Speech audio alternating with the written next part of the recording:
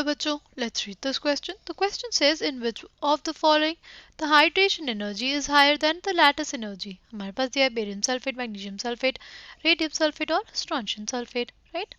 The key concept for this question is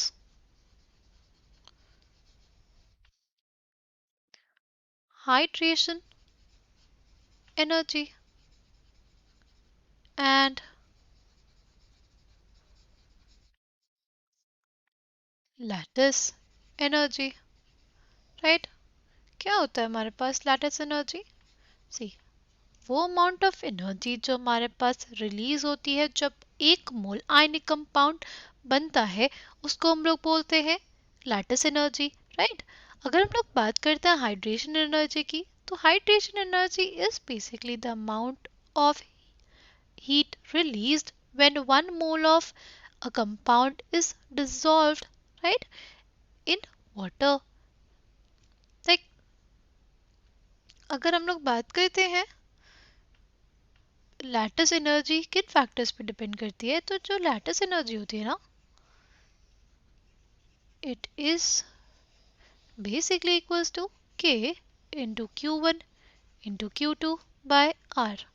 देख, ये Q1 और Q2 क्या है? Q1 एंड Q2 हमारे पास होते हैं चार्जेस, और R क्या है? R is the distance between the charges. अगर हमारे पास डिस्टेंस बिटवीन द चार्जेस ज़्यादा तो लैटिस एनर्जी क्या होती है?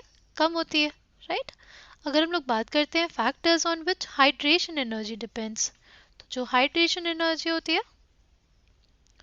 वो हमारे पास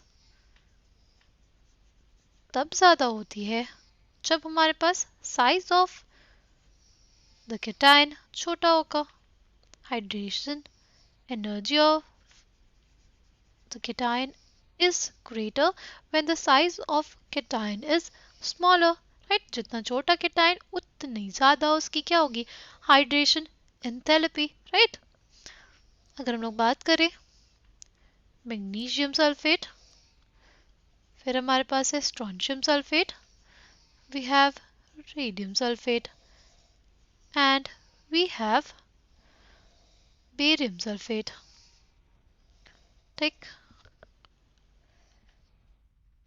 barium sulphate and radium sulphate, right?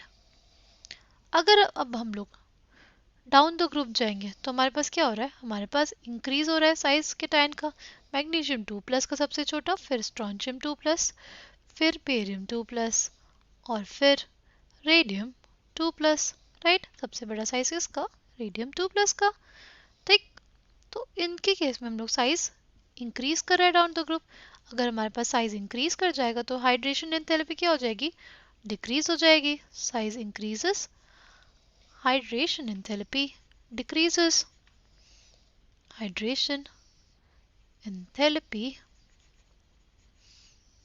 decreases. ठीक, अगर हमारे पास हाइड्रेशन एंथैल्पी डिक्रीज होगी तो हमारे पास सबसे हाईएस्ट हाइड्रेशन एंथैल्पी किसकी हो जाएगी? वो हमारे पास हो जाएगी मैग्नीशियम 2+ आयन के लिए, राइट? और अगर हम लोग बात करते हैं लैटिस एनर्जी की, तो लैटिस एनर्जी जो होती है ना, उसकी जो वैल्यू होती है इन स्पीशीज के लिए वो ऑलमोस्ट क्या होती है? कांस्टेंट होती है. क्योंकि क्यों होता है ऐसा?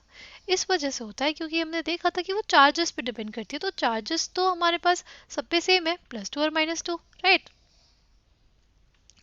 और हमारे पास डिस्टेंस बिटवीन द चार्जेस की बात करें, डिस्टेंस बिटवीन द चार्जेस जो होगा वो देखो सल्फेट आयन तो सेम है, वो सिर्फ डिपेंड कर रहा है हमारे केटायन के साइज पे. तो इतना ज़्यादा डिफरेंस नहीं आता हमारे केटायन का साइज में, और इस वजह से जो लैटिस एनर्जी होती है हमारे पास वो आती है रिमेन्स ऑलमोस्ट सेम. सल्फेट्स के लिए जो लैटिस एनर्जी है वो ऑलमोस्ट सेम रहती है, और हाइड्रोजन एनर्जी जो है वो हमारे पास सबसे ज़्यादा किसके लिए होती है? मैग्नीशियम 2+ के लिए, फिर स्ट्रोंशियम 2+ के लिए, फिर बेरियम 2+ के लिए, और फिर रेडियम 2+ के लिए. ठीक, तो सबसे ज़्यादा हाइड्रेशन एनर्जी किसकी होगी? वो हो जाएगी हमारे पास मैग्नीशियम सल्फेट के लिए. Option B will be the correct answer for this question. I hope you understood it well. Thank you and all the best.